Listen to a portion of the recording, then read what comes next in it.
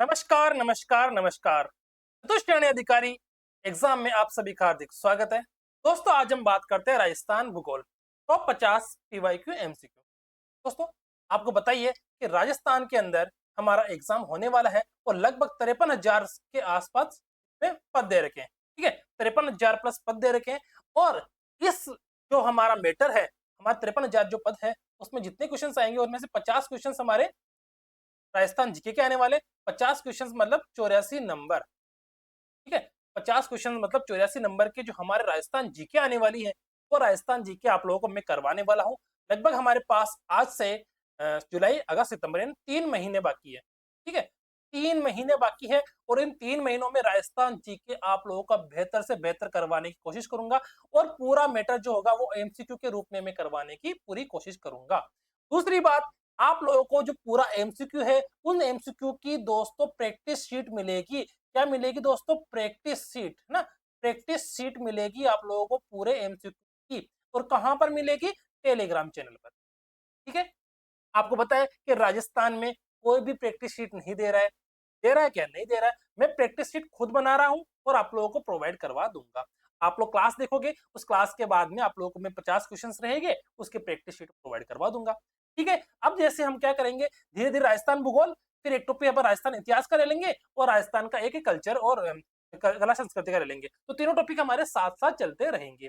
कैसी रही बात मेरी? और अगर आप लोगों को मेरा वीडियो अच्छा लगेगा तो प्लीज लाइक कर देना, शेयर कर देना और सब्सक्राइब कर देना। चलो शुरू करते हैं आज का पहला टॉपिक, राजस्थान के भौतिक प्रदेश। ठीक है दोस्तों, राजस्थान के भौतिक प्रदेश।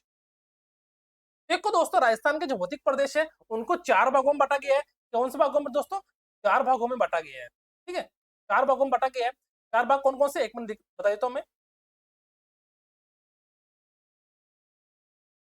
देखो, उत्तरी पश्चिमी मरुस्थलीय प्रदेश, मध्यवर्ती अरावली पर्वतीय प्रदेश, पूर्वी मैदानी भाग और दक्षिणी पूर्वी पठारी प्रदेश।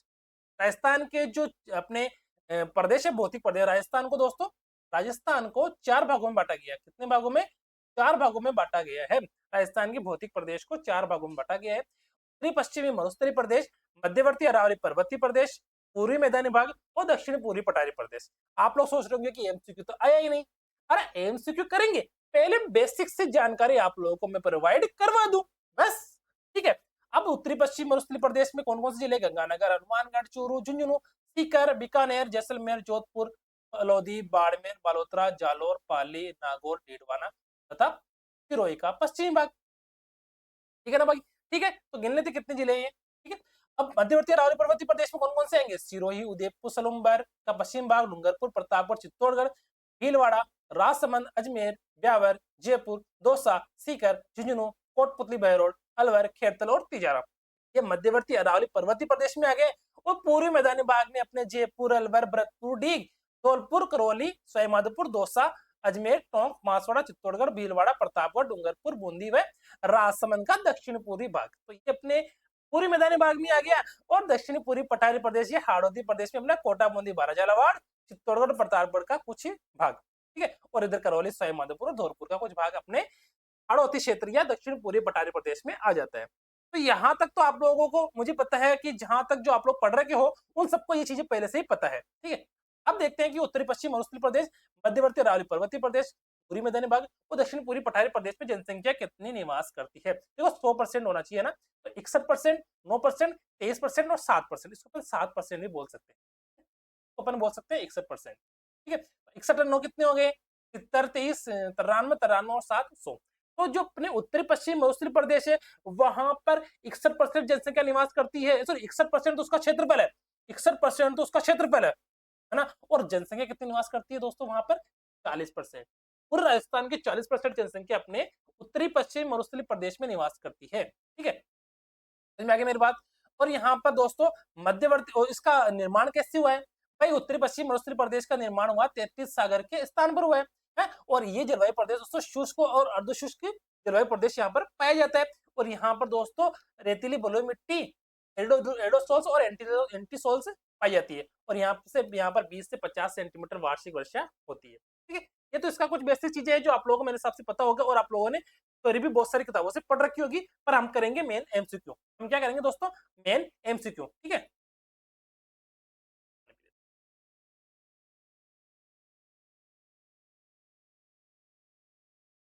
मध्यवर्ती अरावली पर्वतीय प्रदेश, यहाँ के क्षेत्रफल कितना है दोस्तों 9%। यहाँ का क्षेत्रफल कितना है 9%। और यहाँ का अगर क्षेत्रफल 9% है तो जनसंख्या कितनी परसेंट निवास करेगी, यहाँ पर 10% जनसंख्या निवास करती है। उत्तर पश्चिम मरुस्थलीय प्रदेश का जो उत्पत्ति है वो 33 सागर से हुई है, और जो अपने मध्यवर्ती अरावली पर्वतीय प्रदेश है उसका जो उत्पत्ति है वो हुई है वो गोंडवाना लैंड से हुई है।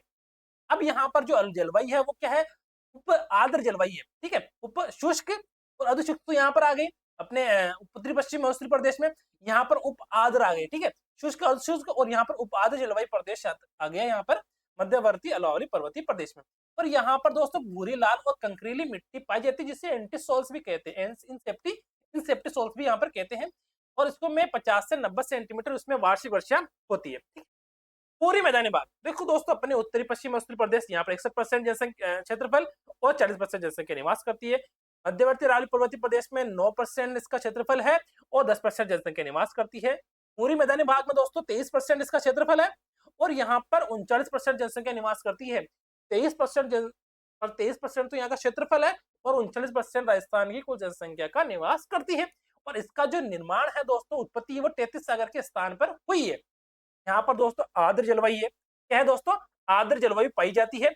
और यहाँ पर प्रमुख रूप से जलोढ़ मिट्टी पाई जाती है जिसको अपन एल्फी भी कहते हैं। यहाँ पर 50 से 80 सेंटीमीटर वार्षिक वर्षा होती है।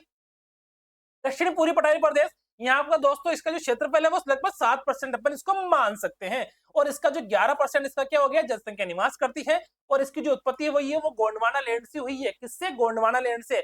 और ये जो उसके जलवायु है वो अति आर्द्र जलवायु, क्या है दोस्तों, अति आर्द्र जलवायु। और यहाँ पर जो प्रमुख मिट्टी है वो काली मिट्टी पाई जाती है हाड़ौती क्षेत्र में, जिसको अपन वर्टिसोल्स बोलते हैं। और यहाँ पर 80 से 120 सेमी वर्षा होती है। तो यहाँ तक मेरे अकॉर्डिंग आप लोगों को समझ में आ गया होगा। आप चतुश्रेणी अधिकारी बनने वाले हो तो आपको यहाँ तक समझ में आ गया होगा, ठीक है। आगे देखते हैं अपन, ठीक है, ये भी देख लिया अपन ने। अब देखते हैं अपन मैप की सहायता से समझ ले, मैप की सहायता से भी अपन समझ लेते हैं दोस्तों एक बार। देखो ये बोला दक्षिणी पूरी सॉरी उत्तरी पश्चिम मरुस्थलीय प्रदेश। तो दोस्तों उत्तरी पश्चिम मरुस्थलीय प्रदेश में ये वाला हिस्सा आ गया ना, उत्तरी पश्चिम मरुस्थलीय प्रदेश दोस्तों ये वाला हिस्सा आ गया उत्तरी पश्चिम मरुस्थलीय प्रदेश में,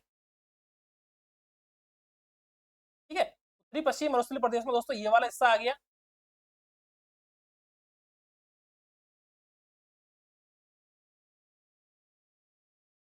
ठीक है, उत्तरी पश्चिमी मरुस्थलीय प्रदेश, उत्तरी पश्चिम मरुस्थलीय प्रदेश। दोस्तों मैंने बताया ना यहाँ पर 61% यहाँ पे क्या है दोस्तों, क्षेत्रफल है। पूरे राजस्थान का 61% क्षेत्रफल तो यहाँ पर उत्तरी पश्चिम मरुस्थलीय प्रदेश में है। देखो दोस्तों ये रहा उत्तरी और यहाँ पर चला गया उत्तरी पश्चिम मरुस्थलीय प्रदेश, ये रहा, ठीक है। ठीक है, उत्तरी पश्चिम मरुस्थलीय प्रदेश, ठीक है। मध्यवर्ती अरावली पर्वतीय प्रदेश, ये रहा।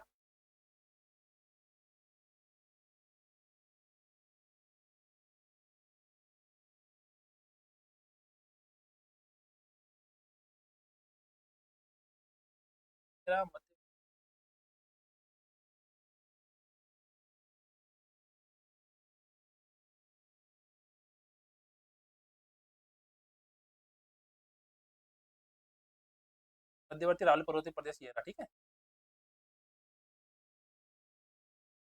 और ये उत्तरी पश्चिम मरुस्थलीय प्रदेश, ये रहा।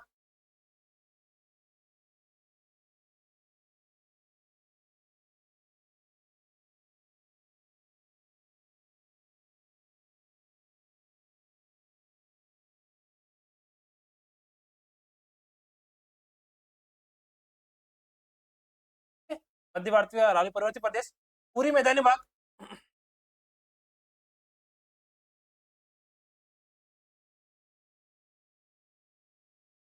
एक मिनट,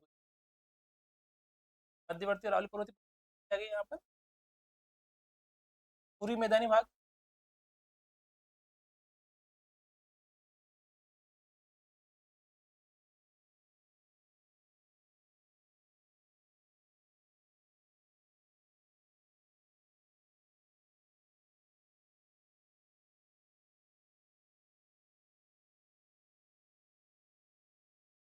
यहाँ के दोस्तों क्षेत्रफल कितना है बताओ मुझे, 23%।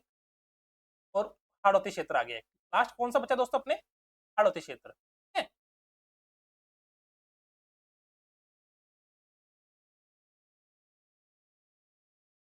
यहाँ पर दिख नहीं रहा है इसको, तो अपन दूसरा चेंज कर लेते हैं। यहाँ पे हरा कर ले क्या, हरा भी नहीं हो पा रहा है यहाँ पे।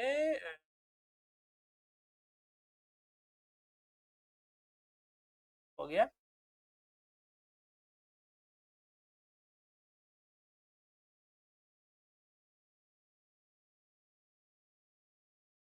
ये दक्षिणी पूर्वी पठारी प्रदेश हो गया, ठीक है। ये क्या हो गया दोस्तों, अपने दक्षिण पूर्वी पठारी प्रदेश, ठीक है। यहाँ पर दोस्तों 70%, 9%, 23% और यहाँ पर 7%। तो ये तो हो गया 61% क्षेत्रफल, ये हो गया 9% क्षेत्रफल, ये 23% क्षेत्रफल और ये 7% क्षेत्रफल।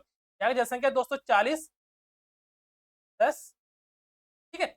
यहाँ 10 उत्तरी पश्चिम और उत्तरी प्रदेश में 40% जनसंख्या, मध्यवर्ती अरावली पर्वतीय प्रदेश में दोस्तों 10% जनसंख्या निवास करती है, पूरी मैदानी भाग में दोस्तों अपने 39%, यहाँ पर 11% जनसंख्या निवास करती है, ठीक है। समझ में आ गई मेरी बात यहाँ पर, ठीक है। ये तो उत्तरी पश्चिम उत्तरी प्रदेश, उत्तरी पश्चिमी मरुस्थली प्रदेश, जो गया मध्यवर्ती अरावली प्रदेश, पर्वतीय प्रदेश, ये पूरी मैदानी भाग और दक्षिण पूर्वी पठारी प्रदेश, ठीक है दोस्तों। यहां तक समझ में आ गया आप लोगों को। अब ये क्या बोल रहा है दोस्तों, अपने उत्तरी पश्चिम मरुस्थली प्रदेश को दोस्तों दो भागों में बांटा गया है, शुष्क और अर्धशुष्क प्रदेश में, ठीक है। ये तो शुष्क हो गया और ये अर्धशुष्क प्रदेश हो गया। और शुष्क और अर्धशुष्क प्रदेश को दोस्तों ये वाली जो लाइन है ना, ये 25 सेंटीमीटर लाइन दोस्तों दोनों को विभाजित करती है, 25 सेंटीमीटर लाइन दोस्तों दोनों को विभाजित करती है। और दोस्तों उत्तरी पश्चिम मरुस्थली प्रदेश और मध्यवर्ती अरावली पर्वतीय प्रदेश को दोस्तों 50 सेमी वार्षिक वर्षा रेखा अलग करती है, ठीक है। समझ में आ गई मेरी बात यहाँ तक दोस्तों। ये हो गया अपना पूरा मैप के हिसाब से अपन ने समझ लिया कि अपन ने उत्तरी पश्चिम मरुस्थली प्रदेश, मध्यवर्ती अरावली पर्वतीय प्रदेश, पूरी मैदानी भाग और दक्षिणी पूर्वी पठारी प्रदेश। ये दोस्तों यहां तक जिसको भी डाउट है वो क्लास में मुझे बता देना कमेंट करके, ठीक है दोस्तों। आगे देखते हैं अपन, अब हम करेंगे एमसीक्यू की, इस क्लास के अपन एमसीक्यू करेंगे। और किसी को समझ में नहीं आए कमेंट कर देना कि सर माना समझ में आया कौन थे, बता देगी आप बता दे। आगे देखते हैं उच्चावचों के आधार पर। अब देखो दोस्तों उच्चावचों के आधार पर,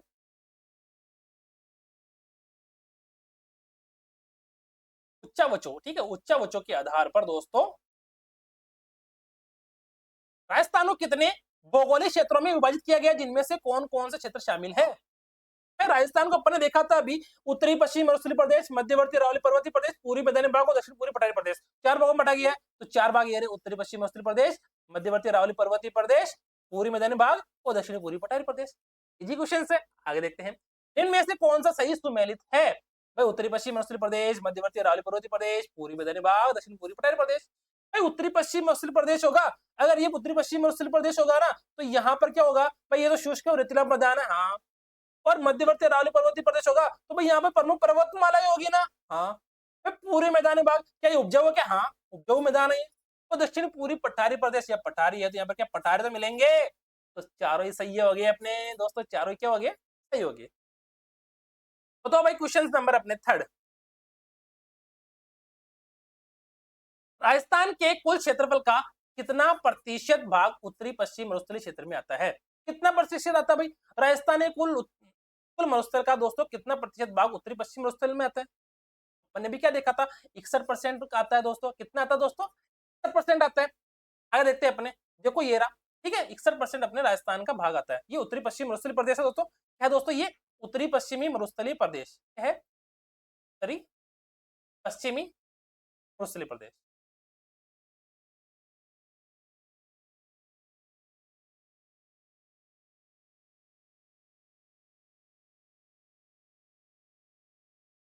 ठीक है, उत्तरी पश्चिम मरुस्थलीय प्रदेश है ये। देखो दोस्तों यहाँ पर ये शुष्क और अर्धशुष्क, इसको दो भागों में बांट दिया। जो यहाँ पर अपने उत्तरी पश्चिम मरुस्थलीय प्रदेश है उसको दो भागों में बांटा गया है, एक शुष्क मरुस्थलीय प्रदेश और एक अर्धशुष्क मरुस्थलीय प्रदेश। और दोनों को विभाजित कौन करती है, 25 सेमी वर्षा रेखा दोनों को विभाजित करती है। और जो अपना शुष्क मरुस्थलीय प्रदेश है वो क्या है दोस्तों, अपना रेतीला मैदान है। और अर्धशुष्क जो अपना मरुस्थलीय प्रदेश है उसको शेखावाटी का आंतरिक प्रवाह मैदान, वहां पर नागौरी उच्च भूमि और वहां पर गोडवाड़ बेसिन, ये तीनों क्षेत्र हमारे आते हैं। और ध्यान रखना कि उत्तरी पश्चिम मरुस्थलीय प्रदेश और मध्यवर्ती अरावली पर्वतीय प्रदेश को 50 सेमी वर्षा रेखा क्या करती है दोस्तों, अलग करती है। क्या करती है, अलग करती है। तो यहां तक का पूरा मैटर समझ में आ गया होगा। अपने अधिकारी बनने वालों को सबको समझ में आ गया क्या, यस सर आ गया। आगे देखते हैं उत्तरी पश्चिम मरुस्थलीय प्रदेश, उत्तरी पश्चिम मरुस्थलीय प्रदेश क्षेत्र की औसत लंबाई, क्षेत्र की औसत लंबाई और चौड़ाई क्रमशः कितनी है? बताओ कितनी भाई? उत्तरी पश्चिम मरुस्थलीय प्रदेश की औसत लंबाई और चौड़ाई कितनी है भाई? औसत लंबाई और चौड़ाई कितनी है?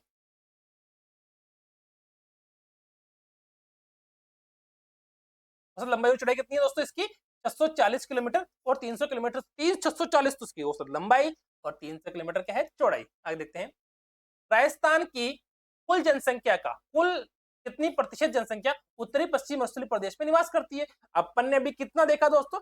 40% जनसंख्या निवास करती है। ठीक है, आगे देखते हैं, उत्तरी पश्चिम मरुस्थलीय प्रदेश क्षेत्र में औसत वार्षिक वर्षा कितनी होती है? तो भाई अपन ने अभी क्या देखा था? 20 से 50 सेमी वार्षिक वर्षा होती है उत्तरी पश्चिम मरुस्थलीय प्रदेश में। यस, आगे देखते हैं, राजस्थान के किस भूभाग को थार का मरुस्थल कहते हैं? बताओ भाई, किस भूभाग को थार का मरुस्थल कहते हैं?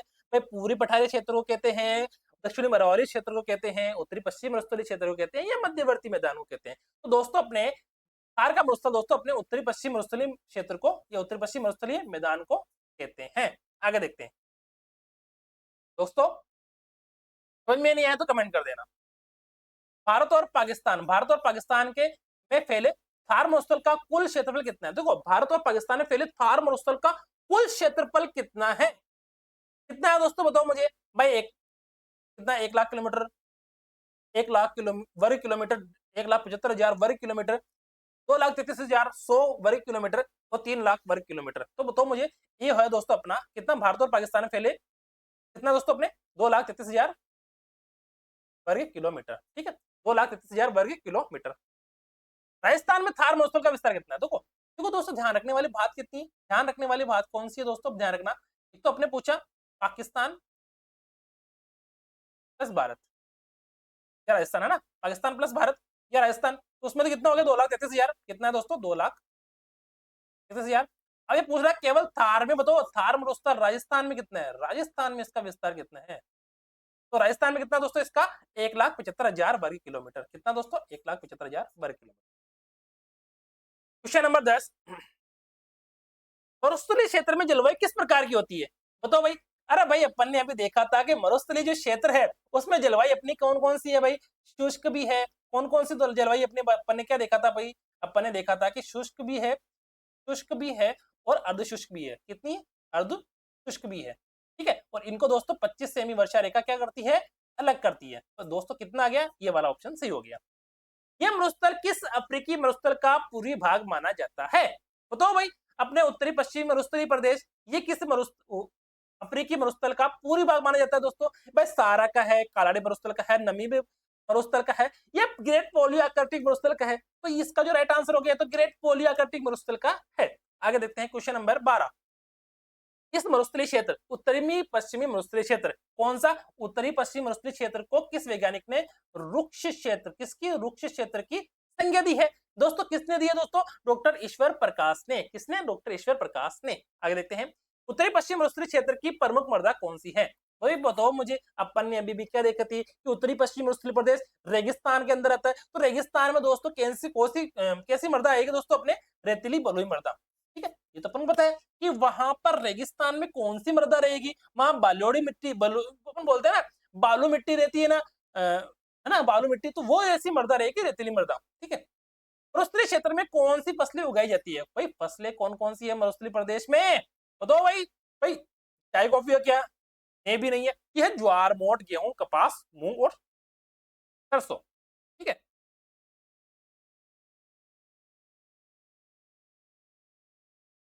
उत्तरी पश्चिम मरुस्थलीय क्षेत्र राजस्थान के कितने जिलों में विस्तारित है? दोस्तों ये देखो, अपना उत्तरी पश्चिम मरुस्थलीय प्रदेश ये पहले अपने 12 जिले थे इसके अंदर, पर अभी जैसे बजनाथ सरकार ने जैसे 11 जिले और बना दी, सॉरी 41 जिले टोटल कर दिए। तो दोस्तों अपने अब टोटल हो गए जिले इसमें उत्तरी पश्चिम मरुस्थलीय क्षेत्र में 16 जिले। ठीक है, कितने जिले आ गए? टोटल अब 16 जिले आ गए। ठीक है, आप इसे करेक्ट कर लेना। मरुस्थलीय क्षेत्र को वार्षिक वर्षा के आधार पर कितने भागों में बांटा गया है? बताओ, मरुस्थलीय क्षेत्र को वार्षिक वर्षा के आधार पर कितने भागों में बांटा गया है? बताओ। 2 भागों में बांटा गया भाई, 2 भागों में बांटा गया। एक तो शुष्क मरुस्थल और एक अर्ध शुष्क मरुस्थल। बताओ मुझे। देखो, ये हो गया अपना रेगिस्तान, ये अपना क्या है? राजस्थान। ठीक है, राजस्थान हो गया। ये अपना उत्तरी पश्चिमी मरुस्थलीय प्रदेश। ठीक है, उत्तरी पश्चिमी मरुस्थलीय प्रदेश। तो यहाँ पर दोस्तों आपको बताया था मैंने भी, है ना? तो एक तो यहाँ पर क्या है, ये तो शुष्क मरुस्थलीय प्रदेश और ये क्या आ गया दोस्तों यहाँ पर अर्ध शुष्क मरुस्थलीय प्रदेश। तो यहाँ पर दोस्तों शुष्क में तो 0 से 25 आएगी और यहाँ पर कितना आएगा दोस्तों 25 से 50। ठीक है, तो बता दिया मैंने कि शुष्क मरुस्थलीय क्षेत्र को वर्षा के आधार पर कितने भागों में बांटा गया है, 2 भागों में, शुष्क मरुस्थलीय प्रदेश, अर्धशुष्क मरुस्थलीय प्रदेश। शुष्क मरुस्थलीय प्रदेश में भाई 0 से 25 सेमी वर्षा होगी और अर्धशुष्क में दोस्तों 25 से 50 सेमी वर्षा होगी। भाई दोनों को अलग कौन सी करेगी, भाई शुष्क मरुस्थलीय प्रदेश और अर्धशुष्क मरुस्थलीय प्रदेश को दोनों को कौन सी वर्षा रेखा अलग करती है, कौन सी करती है, 25 सेमी वर्षा रेखा, 25 सेमी वर्षा रेखा दोनों को अलग करती है। तो समझ में आ गई मेरी बात, आगे देखते हैं। अरावली पर्वतमाला किस वर्षा विभाजक रेखा का कार्य करती है, यह रेखा कितने सेमी वर्षा को दर्शाती है, बताओ। अरावली पर्वतमाला वर्षा विभाजक रेखा का कार्य करती है और यह रेखा कितने सेमी वर्षा रेखा को दर्शाती है। देखो मैंने क्या बताया अभी, ये राजस्थान का मानचित्र हो गया, ये राजस्थान का मानचित्र हो गया। ठीक है, अभी देखते हैं, ये राजस्थान का मानचित्र हो गया दोस्तों, हो गया। भाई मैंने क्या बताया कि भाई उत्तरी पश्चिम मरुस्थलीय प्रदेश ये रहा भाई, इसको 2 भागों में बांटते हैं अपन, शुष्क और अर्धशुष्क में। शुष्क में 0 से 25 है और अर्धशुष्क में 25 से 50 है, 50 से ना भाई। शुष्क मरुस्थलीय प्रदेश को 2 भागों में बांटा गया है, शुष्क मरुस्थलीय प्रदेश और अर्धशुष्क मरुस्थलीय प्रदेश। शुष्क में 0 से 25, अर्धशुष्क में 25 से 50, 2 भागों में बांट दिया। ठीक है, ये हो गया अपना शुष्क, ये हो गया अपना अर्धशुष्क। ठीक है, अब वो बोल रहा है, क्या बोल रहा है भाई अपने को, ये अपने को क्या बोल रहा है भाई बताओ मुझे, ये अपने को बोल रहा है कि अरावली पर्वतमाला का करना अपने को। अरावली पर्वतमाला वर्षा विभाजक रेखा का कार्य करती है, रेखा कितने सेमी वर्षा को दर्शाती है। तो देखो दोस्तों, ये तो हो गया अपना शुष्क उत्तरी पश्चिम मरुस्थलीय प्रदेश ना, जिसको 2 भागों में बांट दिया। ये हो गया दोस्तों शुष्क उत्तरी पश्चिम मरुस्थलीय प्रदेश और ये हो गया मध्यवर्ती अरावली पर्वतीय प्रदेश। ये हो गया दोस्तों अपना आएगा मध्यवर्ती अरावली पर्वतीय प्रदेश, तो हो गया अपना मध्यवर्ती अरावली पर्वतीय प्रदेश। ठीक है, तो ये मध्यवर्ती अरावली पर्वतीय प्रदेश है, यस ये मध्यवर्ती अरावली पर्वतीय प्रदेश है। तो भाई यहाँ पर रेखा कौन सी अपनी 50 सेमी वर्षा रेखा नहीं यहाँ पर, नहीं है क्या भाई। देखो ये तो हो गई 0 से 25, ये 25 हो गई और ये 25 से 50 हो गई, तो ये 50 हो गई। 50 सेमी वर्षा रेखा अपनी अरावली पर्वतमाला वर्षा विभाजक का कार्य करती है। यह रेखा कितने सेमी वर्षा को दर्शाती है, ये दोस्तों 50 सेमी वर्षा को दर्शाती है। और ये दोस्तों किसको अलग करती है, ये दोस्तों अपने उत्तरी पश्चिमी मरुस्थलीय प्रदेश को किससे अलग करती है दोस्तों, अपने मध्यवर्ती अरावली प्रदेश को।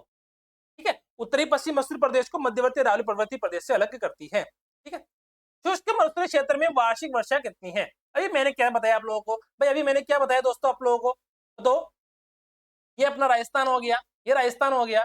तो इसमें दोस्तों अपने ये शुष्क मरुस्थलीय प्रदेश के अंदर एक तो शुष्क हो गया और एक क्या हो गया, अर्धशुष्क हो गया। ठीक है, ये 25 सेमी वर्षा रेखा है, तो 0 से 25 दोस्तों अपने शुष्क मरुस्थलीय प्रदेश में आती है, तो 0 से 25 इसमें क्या आ जाएगा, शुष्क मरुस्थलीय प्रदेश को 0 से 25 वार्षिक वर्षा 0 से 25 कितनी है, शुष्क मरुस्थलीय प्रदेश की वार्षिक वर्षा 0 से 25 है। शुष्क मरुस्थलीय प्रदेश की वनस्पति का स्वरूप क्या है, भाई शुष्क है, वहां पर पानी नहीं है, तो शुष्क है। शुष्क का मतलब क्या हो गया, सूखा, सूखा का मतलब क्या हो गया, बिना पानी, बिना पानी। ठीक है भाई, पानी नहीं है, भाई पानी नहीं है तो क्या होगी, वहां पर सदाबहार रहेंगे क्या, नहीं। उष्णकटिबंधीय रहेंगे क्या, नहीं। पर्णपाती रहेंगे क्या, पत्ते वाले रहेंगे क्या, नहीं। वहां पर कांटेदार रहेंगे, क्या रहेंगे दोस्तों, कांटेदार। वहां पर जो रहेगी वो कांटेदार वाली जो वनस्पति वो रहेगी। ठीक है, आगे देखते हैं। शुष्क मरुस्थलीय क्षेत्र में कौन सी वनस्पति रहित है, भाई शुष्क मरुस्थलीय प्रदेश है अपना, शुष्क मरुस्थलीय प्रदेश है दोस्तों अपना। भाई शुष्क मरुस्थलीय प्रदेश में कौन कौन से जिले आते हैं, भाई जैसलमेर आएगा क्या, हाँ आएगा। भाई बीकानेर आएगा क्या, हाँ भाई बीकानेर भी आएगा। भाई बाड़मेर आएगा क्या, बाड़मेर आएगा। भाई संपूर्ण क्षेत्र आएगा क्या, हाँ संपूर्ण क्षेत्र आएगा। भाई शुष्क मरुस्थलीय क्षेत्र में कौन सी क्षेत्र वनस्पति रहित है, भाई पूरे ही है ना। जब अपने को पता है कि शुष्क मरुस्थलीय प्रदेश में कांटेदार रहती है झाड़ियां, तो वो वनस्पति रहित ही है ना, वनस्पति रहित है, तो इसका मतलब हो गया कि वहां पर जो क्या होगा, क्या होगा वहां पर, वनस्पति रहेगी नहीं। ठीक है, आगे देखते हैं। शुष्क मरुस्थलीय क्षेत्र में शामिल नहीं है, भाई कौन शामिल नहीं है शुष्क मरुस्थलीय प्रदेश में अपने, हाँ तो शुष्क मरुस्थलीय प्रदेश में कौन शामिल नहीं है, बताओ मुझे, ये अपना शुष्क मरुस्थलीय प्रदेश है, ठीक है, इसको दो भागों में शुष्क और अर्धशुष्क में शामिल कर दिया, ठीक है। तो शुष्क मरुस्थलीय प्रदेश में कौन शामिल नहीं है दोस्तों, बताओ, इसमें दोस्तों पूर्वी जोधपुर शामिल नहीं है। कौन शामिल नहीं है दोस्तों, पूर्वी जोधपुर। क्यों, क्यों जोधपुर यहाँ पर आएगा, जोधपुर का पश्चिमी क्षेत्र शामिल है, हाँ, चूरू आधा शामिल है क्या, हाँ, चूरू यहाँ पर आएगा, आधा शामिल है, तो नागौर आधा शामिल है, यहाँ पर आएगा, ठीक है। तो यहाँ पर दोस्तों अपना जो पूर्वी जोधपुर है वो शामिल नहीं है। आगे देखते हैं, शुष्क मरुस्थलीय क्षेत्र की प्रमुख फसलें कौन सी है, भाई शुष्क मरुस्थलीय प्रदेश है, वहां पर फसलें कौन कौन सी हो सकती है, भाई वहां पर ऐसी फसलें होगी जिसको पानी की जरूरत कम पड़ती है, जिसको दोस्तों पानी की जरूरत कम पड़ती है, भाई जिसको पानी की जरूरत कम पड़ती है वो कौन सी, भाई भाई अपन गेहूं बोते हैं, गेहूं बोते हैं तो गेहूं को पानी जरूरत पड़ेगी कि नहीं पड़ेगी, सर्दी में होगी, उसको कुओं से पानी पिलाना पड़ेगा, उसको नहरों से पानी पिलाना पड़ेगा, भाई गेहूं को पानी पिलाना पड़ेगा, तो ये दोनों खत्म, ये दोनों खत्म। भाई चावल, तो चावल को भी दोस्तों पानी की जरूरत पड़ती है, किसको, चावल को भी पानी की जरूरत पड़ती है, पर बाजरा एवं मोठ को पानी की जरूरत कम पड़ती है। तो इसका मतलब हो गया क्वेश्चन नंबर 3 एकदम राइट आंसर। आगे देखते हैं, शुष्क मरुस्थलीय क्षेत्र को कितने भागों में बांटा गया है, शुष्क मरुस्थलीय प्रदेश, तो शुष्क मरुस्थलीय प्रदेश, देखो भाई शुष्क मरुस्थलीय प्रदेश है ना, तो दोस्तों अपन को बताया कि राजस्थान का स्वरूप ये रहा, ये राजस्थान है अपना, ठीक है, ये राजस्थान है अपना, तो राजस्थान है अपना, तो इसके अंदर भी दोस्तों इसको दो भागों में बांट लो अपन, पहले क्या कर लो, इसको दो भागों में बांट लो, एक तो क्या,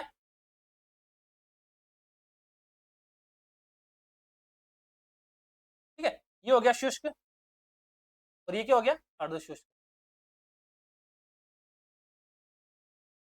ठीक है, शुष्क हो गया और अर्धशुष्क हो गया, ठीक है। तो भाई ये बोल रहा है शुष्क मरुस्थलीय क्षेत्र को कितने भागों में बांटा गया है, इसको दोस्तों दो भागों में बांटा गया है। कौन कौन से भाग शामिल है भाई इसके अंदर, इसमें दोस्तों दो भाग शामिल है, कौन कौन से, एक तो हो गया और एक ये हो गया। कौन कौन से भाग शामिल है दोस्तों, एक तो अपने बालू का स्तूप, बालू का स्तूप युक्त क्षेत्र, ठीक है, और एक क्या हो जाएगा, बालू का स्तूप मुक्त क्षेत्र, ठीक है। भाई अपने को पता है कि अपने को उत्तरी पश्चिम मरुस्थलीय प्रदेश को दो भागों में बांटना है, शुष्क और अर्धशुष्क में। अब शुष्क में भी दो क्षेत्र आ गए, एक तो बालू का स्तूप युक्त और एक बालू का स्तूप मुक्त क्षेत्र। आगे देखते हैं, बालू का स्तूप युक्त क्षेत्र में बालू का स्तूप कितने प्रतिशत क्षेत्र में पाए जाते हैं, बताओ भाई कितने प्रतिशत क्षेत्र में पाए जाते हैं दोस्तों, ये अपने 58%, 58.50%, अपन इसको 58.50% को अपन ऐसा बोल सकते हैं, ये 59% भाग में पाए जाते हैं, ठीक है। समझ में आ गया, यहाँ पर ये कितने 59% में, और ये कितने दोस्तों अपने 41%, ठीक है। अनुदैर्ध्य बालिका बालू का स्तूप किसके समानांतर बनते हैं, भाई अनुदैर्ध्य, हाँ अनुदैर्ध्य, अनुदैर्ध्य बालू का स्तूप किसके समानांतर बनते हैं, तो भाई ये दोस्तों अपने पवनों के समानांतर बनते हैं, किसके दोस्तों, पवने चलती है तो इसके समानांतर ही क्या बनते हैं, ये बालू का स्तूप बनते हैं, ठीक है। पवनों के समानांतर क्या बनते हैं दोस्तों, बालू का स्तूप बनते हैं, उसको अनुदैर्ध्य बालू का स्तूप कहते हैं। आगे देखते हैं, अनुदैर्ध्य बालू का स्तूप की ऊंचाई कितनी होती है, भाई पवनों के समानांतर बन रहे हैं, भाई पवनों के समानांतर बन रहे हैं, तो इसकी जो ऊंचाई होगी वो कितनी होगी, वो इसकी ऊंचाई दोस्तों अपने 10 से 60 मीटर होगी, 10 से 60 मीटर। अनुप्रस्थ बालू का स्तूप की ऊंचाई कितनी होगी, भाई अनुप्रस्थ बालू का स्तूप दोस्तों क्या होगा दोस्तों, ये पवनों के क्या है दोस्तों समकोण, देखो अनुप्रस्थ बालू का स्तूप की ऊंचाई कितनी है दोस्तों, इसकी ऊंचाई दोस्तों 10 से 40 मीटर, कितनी, 10 से 40 मीटर, ठीक है। तो ये क्या बोल रहे हैं दोस्तों, पवनों की दोस्तों, ये पवनों के समकोण या विपरीत दिशा में बनते हैं, जैसे पवन इस साइड चल रही है ना, तो वो जो होंगे ना वो इस साइड होंगे या इसके समकोण में बनेंगे, ठीक है। जैसे पवन इस साइड चल रही है, वो क्या होंगे, इसके समकोण में बनेंगे, ठीक है, इसके समकोण में वो क्या बनेंगे, अनुप्रस्थ बालू का स्तूप, ठीक है। तो इसकी ऊंचाई कितनी होगी, 10 से 40 मीटर। समझ में आ गया मेरी बात यहाँ तक। अनुप्रस्थ बालू का स्तूप किस प्रक्रिया के लिए जिम्मेदार है, भाई अनुप्रस्थ बालू का स्तूप किस प्रक्रिया के लिए जिम्मेदार है, ठीक है। वो दोस्तों मरुस्थलीकरण के लिए जिम्मेदार है, किसके लिए जिम्मेदार है दोस्तों, मरुस्थलीकरण के लिए वो क्या है दोस्तों, जिम्मेदार है, ठीक है। बरखान क्या है, बरखान क्या है दोस्तों, बरखान, बरखान दोस्तों क्या है, बरखान है दोस्तों अनुप्रस्थ बालू का स्तूप का प्रकार, किसका दोस्तों, ये पवनों की दिशा के समानांतर बहते हैं, तो ये पवनों की दिशा के समानांतर बहते हैं, तो ये बरखान अपने अनुप्रस्थ बालू का दिशा स्तूप का क्या है, एक प्रकार है। बरखान की ऊंचाई कितनी होती है दोस्तों? 10 से 20 मीटर होती है। स्थानीय भाषा में बरखान को क्या कहते हैं? स्थानीय भाषा में बरखान को धरियन कहते हैं। क्या कहते हैं दोस्तों? धरियन। ठीक है। बरखान की आकृति कैसी होती है दोस्तों? बरखान की आकृति दोस्तों होती है अर्धचंद्राकार। ठीक है, कितनी? अर्धचंद्राकार।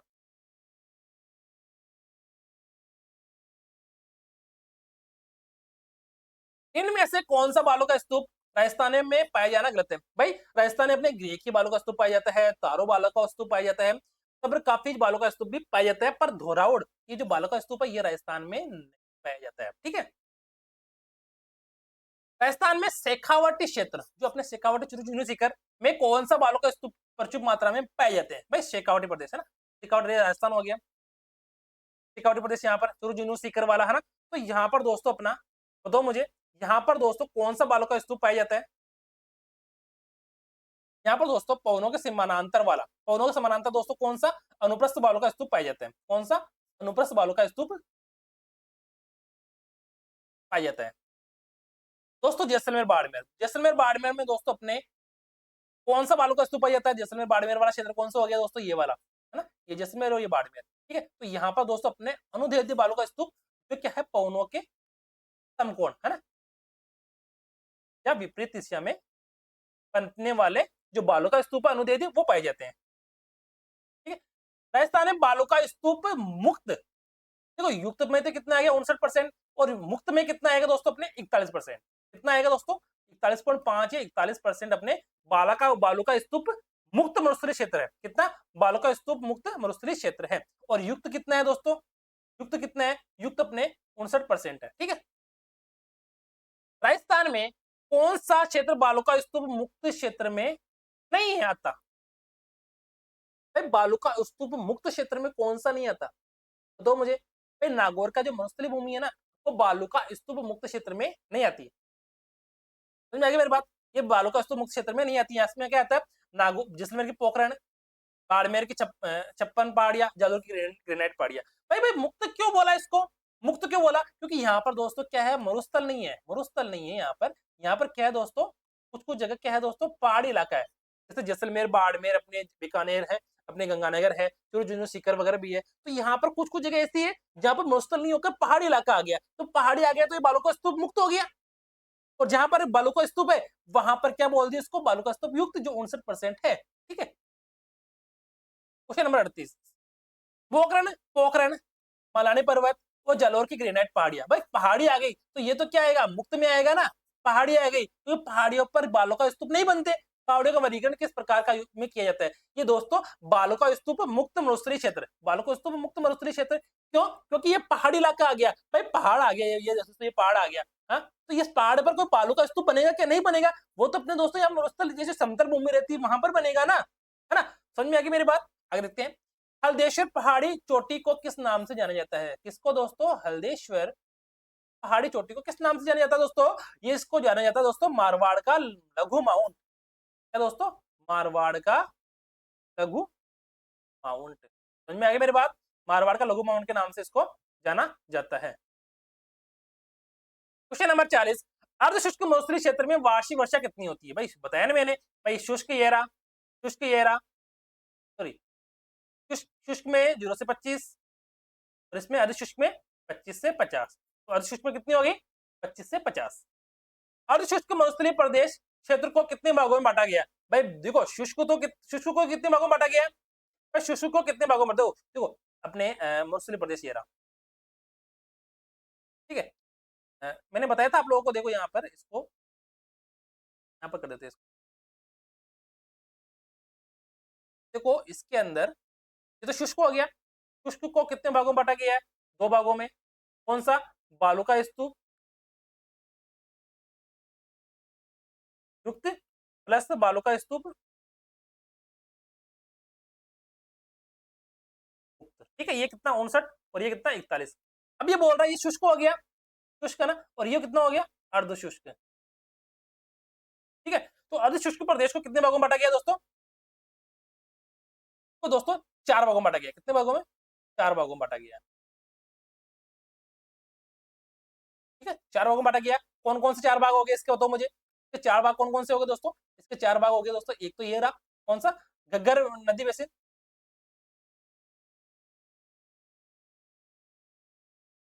घग्गर नदी बेसिन। दूसरा कौन सा दोस्तों इसका, इसका दोस्तों शेखावटी क्षेत्र। तीसरा कौन सा दोस्तों इसका, लूनी बेसिन। चौथा दोस्तों किसका, उसका नागौर उच्च भूमि। ठीक है, तो दोस्तों शुष्क मरुस्थलीय प्रदेश को दो भागों में, बालुका स्तूप युक्त और बालुका स्तूप मुक्त, ठीक है, और अधिशुष्क को चार भागों में, लूणी बेसिन, शेखावटी बेसिन, अपने घग्गर बेसिन और नागौर उच्च भूमि, तो चार भागों में बांट दिया इसको। ठीक है, घग्गर नदी का उद्गम कहाँ स्थित है दोस्तों, कहाँ होता है घग्गर नदी का उद्गम दोस्तों, ये होता है कालका हिमाचल प्रदेश शिवालिक की श्रेणी में। ठीक है, घग्गर नदी राजस्थान में किस तहसील में प्रवेश करती है, घग्गर नदी दोस्तों राजस्थान में कहाँ प्रवेश करती है, टिब्बी हनुमानगढ़ में।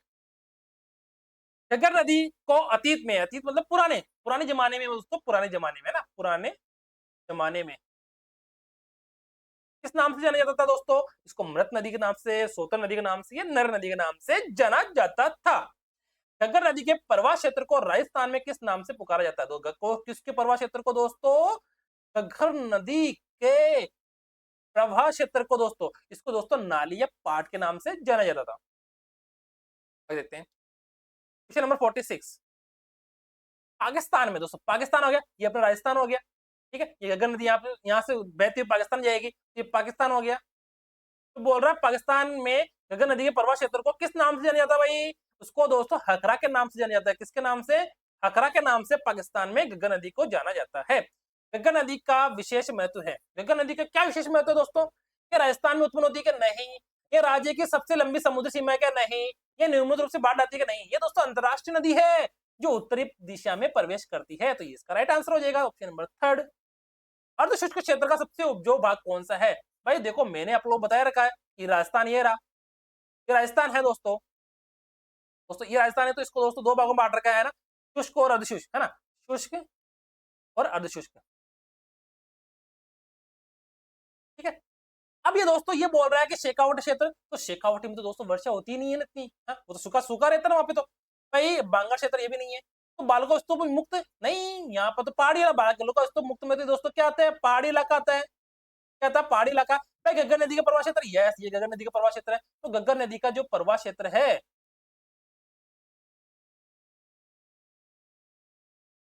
वो क्या है दोस्तों, अपने सबसे उपजाऊ भाग है, तो सबसे उपजाऊ भाग कौन सा हो गया, घग्गर नदी का प्रवाह क्षेत्र। शेखावटी क्षेत्र को स्थानीय भाषा में क्या कहते हैं, भाई शेखावटी क्षेत्र को स्थानीय भाषा में क्या कहते हैं दोस्तों, पांगर। शेखावटी क्षेत्र में वस्तुतः कौन सा बालों का स्तूप पाया जाता है, भाई शेखावटी क्षेत्र में दोस्तों अनुप्रस्थ बाल बरखान अर्धवर्ताकार बालों का स्तूप पाया जाता है, अनुप्रस्थ जो पौने की दिशा के समानांतर बहता है। दोस्तों क्लास कैसी लगी, मैंने पूरी कोशिश की क्लास को आप लोगों को अच्छे से समझाने की, और फिर भी कोई कमी रहेगी तो आप लोग कमेंट कर देना। दोस्तों इसी क्लास से अपनी आती रहेगी, तो शनि कर्मचारी में भी 3 महीने है, 3 महीने में लगभग 100 क्लासेस तो आ जाएगी। चैनल को लाइक कीजिए दोस्तों, सब्सक्राइब कीजिए, नोटिफाई कीजिए, और thanks for watching my video. दोस्तों किसी को कोई चीज समझ में नहीं है तो आप कमेंट कर देना। मेरी जो बुकलेट है दोस्तों 50 PYQ वाली, मैं आप लोगों को टेलीग्राम पर प्रोवाइड करवा दूंगा, ठीक है, टेलीग्राम पर दोस्तों प्रोवाइड करवा दूंगा, तो आप लोग वहां से देख लेना। थैंक यू दोस्तों, थैंक यू।